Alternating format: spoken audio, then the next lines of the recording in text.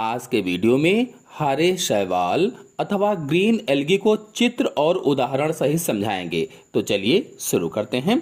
आपको बता दें कि हरे शैवाल क्लोरोफाइसी वर्ग के अंतर्गत आते हैं, अर्थात क्लोरोफाइटा में आते हैं। हरे शैवाल यूकैरियोटिक शैवालों का एक समूह है, यूकैरियोटिक शैवालों का, जिनमें स्थलीय पौधों के समान सेल्यूलोज की कोशिका भित्ति, यानी जो स्थल पर पौधे होते हैं, पेड़ पौधे लगे होते हैं भूमि पर, उनमें जो कोशिका भित्ति होती है वो सेल्यूलोज की बनी होती है। इसीलिए कहा गया कि स्थलीय पौधों के समान सेल्यूलोज की कोशिका भित्ति मंड के रूप में संचित भोजन, और भोजन के रूप में स्टार्च के रूप में भोजन संचित रहता है, इकट्ठा रहता है, तथा प्रकाश संश्लेषण के लिए क्लोरोफिल ए व बी होते हैं, और फोटोसिंथेसिस के लिए क्लोरोफिल ए और क्लोरोफिल बी पाए जाते हैं। चलिए इनके विशिष्ट लक्षणों को समझा देते हैं। देखिए, पहला लक्षण है शैवालों की लगभग 7000 जातियां ज्ञात हैं। यानी कि जो हरे शैवाल होते हैं, ग्रीन एल्गी हैं या क्लोरोफाइटा हैं, इन शैवालों की लगभग में 7000 जातियां ज्ञात हुई हैं, जो विभिन्न प्रकार के आवासों में मिलती हैं, जिनमें से अधिकांश अलवणीय जल में मिलती हैं। अलवणीय जल का मतलब यह है कि ऐसा जल जिसमें लवण की मात्रा कम हो, यानी कि जो स्वच्छ जल होता है वो अलवणीय जल होता है। और केवल 10% शैवाल लवणीय जल में पाए जाते हैं। अब लवणीय जल क्या है? तो जिसमें लवण की मात्रा अधिक हो, जैसे जो समुद्र होते हैं, समुद्रों का जो जल होता है उसमें लवण की मात्रा अधिक होती है, तो समुद्री जल लवणीय जल कहलाता है। तो केवल 10% शैवाल लवणीय जल में मिलते हैं।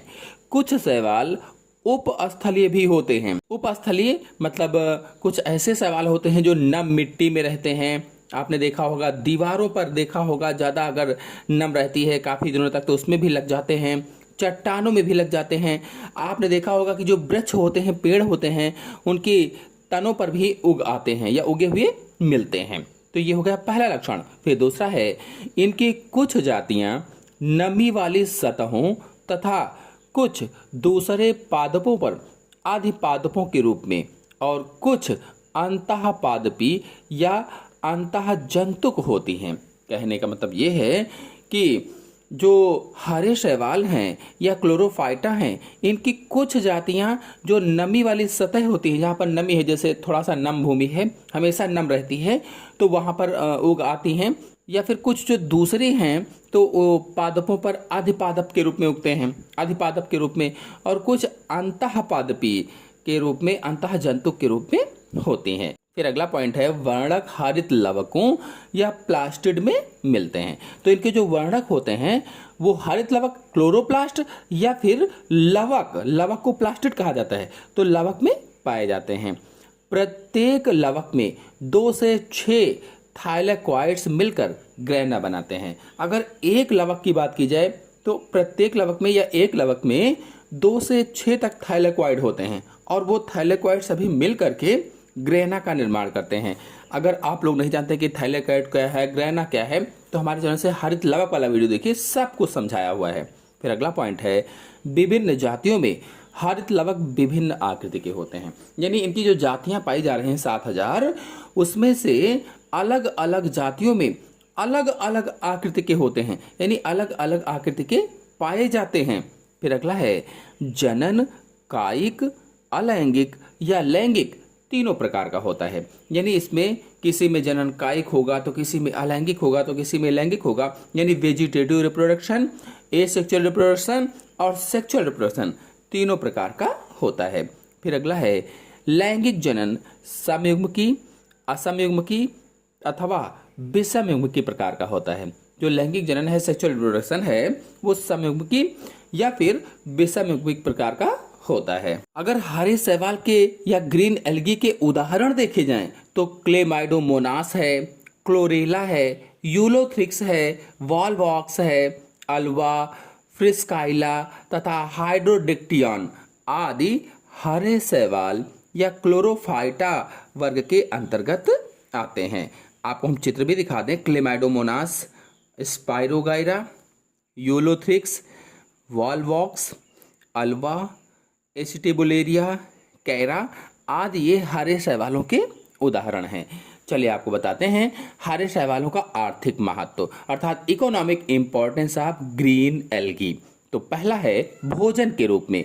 तो अनेक हरे शैवाल भोजन के रूप में प्रयोग किए जाते हैं, जैसे क्लोरेला, अल्वा, कालेरपा, एंडरोमार्फा आदि में प्रचुर मात्रा में लिपिड्स, प्रोटीन, विटामिन्स व खनिज लवण मिलने के कारण ये भोजन के रूप में उपयुक्त होते हैं। यानी चाहे वो क्लोरेला हो, अल्वा हो, इसमें सब क्या होता है, प्रचुर मात्रा में, अधिक मात्रा में लिपिड, प्रोटीन, विटामिन्स, खनिज तत्व पाए जाते हैं, इसीलिए इसको लोग भोजन के रूप में भी उपयोग करते हैं।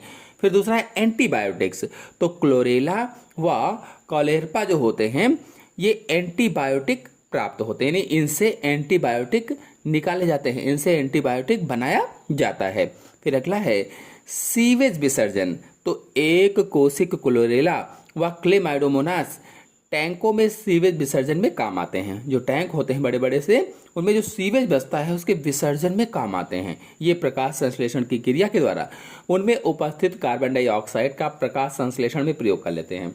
यानी जो उसमें कार्बन डाइऑक्साइड होता है उसको यूज कर लेते हैं और ऑक्सीजन बदल देते हैं, और सीवेज का जल मछलियों व अन्य जलीय जीवों के लिए उपयुक्त हो जाता है। जब वहाँ पर कार्बन डाइऑक्साइड खत्म हो जाती है या कम हो जाती है, ऑक्सीजन हो जाती है, तो वहाँ पर मछलियाँ जीवित रहती हैं या अन्य जलीय जीव जीवित रहते हैं। फिर अगला है परजीवी शैवाल। तो सेफेल्यूरास वायरसेंस चाय के पौधों में रेड रस्ट रोग उत्पन्न करता है। जो चाय के पौधे होते हैं उसमें रेड रस्ट डिसीज उत्पन्न करता है, जिससे चाय की पैदावार कम हो जाती है, चाय की जो उत्पादन क्षमता है वो कम हो जाती है।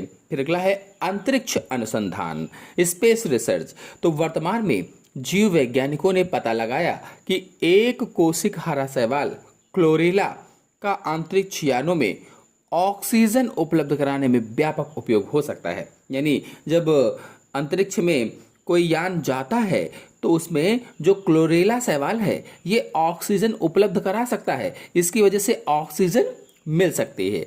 यह शैवाल उड़ान के समय CO2 का प्रयोग करके प्रकाश संश्लेषण द्वारा अंतरिक्ष यात्रियों को O2 उपलब्ध करा सकता है। यानी कि जब उड़ान होगी किसी भी यान की तो उसमें जो CO2 होगा उसका यूज कर लेगा, और CO2 यूज करके फोटोसिंथेसिस के माध्यम से, प्रकाश संश्लेषण के माध्यम से अंतरिक्ष जो यात्री होंगे उनको ऑक्सीजन उपलब्ध कराएगा। तो इस तरह से उनको ऑक्सीजन मिल जाएगी। तो इस प्रकार से आर्थिक महत्व के अंतर्गत भोजन के रूप में भी हरे शैवाल प्रयोग किए जाते हैं या ग्रीन एल्गी प्रयोग किए जाते हैं। एंटीबायोटिक्स भी इनसे बनाई जाती है, चाहे वो क्लोरेला हो, कॉलपा हो। सीवेज विसर्जन में भी काम आते हैं, यानी कि एक कोशिकीय क्लोरेला क्लेमाइडोमोनास टैंकों में जो सीवेज होता है उसका विसर्जन करने के काम आते हैं। परजीवी शैवाल के रूप में जैसे रेड रस्ट रोग उत्पन्न कर रहे थे, रेड रस्ट ऑफ टी उत्पन्न कर रहे थे रोग, अंतरिक्ष अनुसंधान में भी ऑक्सीजन उपलब्ध कराने में हेल्प करते हैं। तो इस तरह से आज के वीडियो में मैंने आप सभी लोगों को हरे शैवाल या ग्रीन एल्गी अर्थात क्लोरोफाइटा को अच्छे से समझाया। आशा है आपको अच्छी तरीके से समझ में आ गया होगा। समझ में आ गया हो तो वीडियो को लाइक और शेयर कीजिए। चैनल पर पहली बार आए हैं तो चैनल को सब्सक्राइब भी कर लीजिए। धन्यवाद।